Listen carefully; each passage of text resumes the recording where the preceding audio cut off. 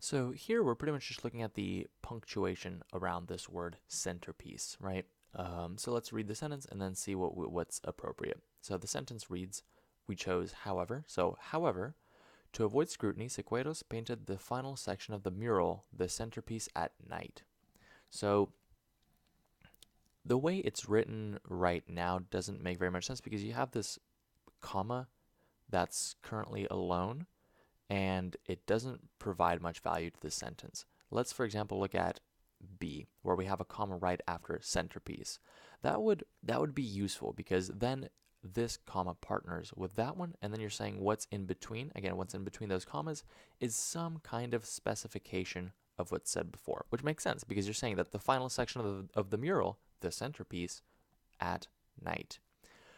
Um, and what you also notice is that if you add this comma after centerpiece, again, when you have two commas around something, it's details. It's pretty optional. The sentence should still make sense without it, which is the case. If you remove this, Sequeiros painted the final section of the mural at night. That sentence still makes sense. But the way the comma is placed right now, it adds just an awkward, unnecessary separation between a mural and the centerpiece at night. So B's looking pretty good. C, we have a semicolon. Gotta remember that when you use a semicolon, what comes after and what comes before both have to be complete sentences. And here we see that at night is not a complete sentence, so C just has to be out. And D, the dash. So that's also it's used pretty analogously to a colon.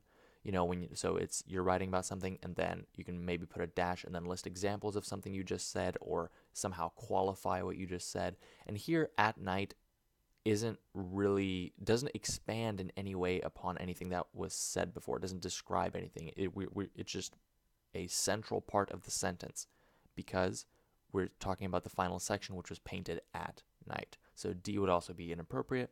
We want B, which surrounds, quote, the centerpiece, which surrounds this with, two commas, which perfectly places the centerpiece as just a small elaboration on what the final section of the mural is.